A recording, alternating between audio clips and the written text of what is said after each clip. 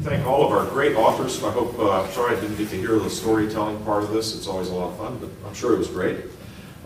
Thanks for coming and sharing your love of reading to what will be what? Liza, how many people are coming tonight? About 750. 750. How much money are we going to raise, just in case these guys don't stick around? About $1.3 million.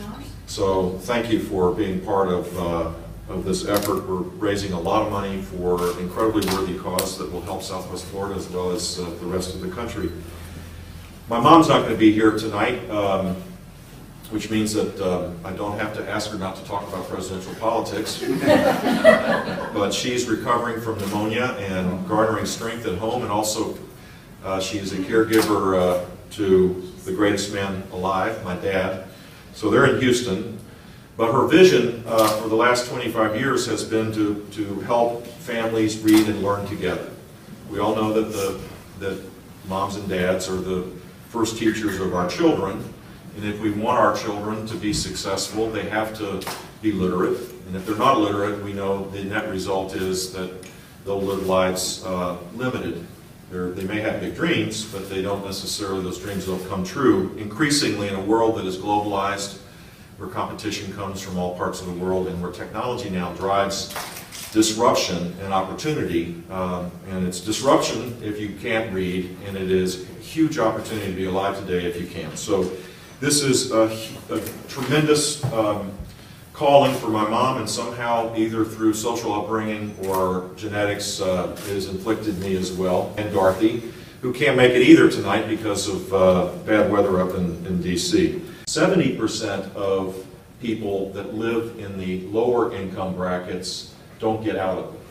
So in America today, if you're born poor, you're more likely to stay poor, and if you're born wealthy, you're more likely to stay wealthy. And one of the identifiers of poverty and of wealth is the level of education. And so it just cries out for a much more intensive effort. Not just in our schools, but across our communities, that we focus on this. And so, according to the Brookings Institute, a mother's education level is one of the most important indicators of a child's ability to start school ready to learn, on par with his or her peers. There's a chart that you won't be able to understand. Liza wanted that chart to be there. If you can decipher that, then you're a lot smarter than me. That's why this year the Barbara Bush Foundation launched a pilot program called the Barbara Bush Scholarships, which this year has provided 650 low-income families across the country with scholarships. They're focused on children primarily birth to 5, along with their parents, who enroll in family literacy programs where they learn together. For this pilot, we selected high-performing family literacy programs to serve our scholarship families in communities nationwide. We, at the foundation, we grade, this may not be a surprise for Floridians, we grade these programs A, B, C, D, and F. And based on, these schools, these programs were the higher performing schools. 3 out of the 4 programs that applied earned an A or B, and they offer the classrooms where moms and children, and some dads are now enrolled.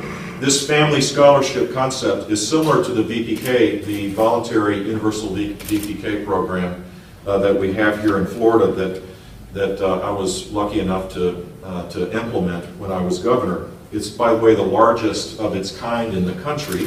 82% of all parents have selected one of these programs to send their children to a local neighborhood preschool. It's also the largest voucher program in the country. So 150,000 4-year-olds go to these programs with state money, irrespective of their income.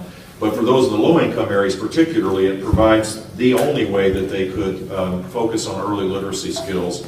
And so this will be an add-on, if you will, an adjunct to that with the monies that we'll raise tonight in our other efforts.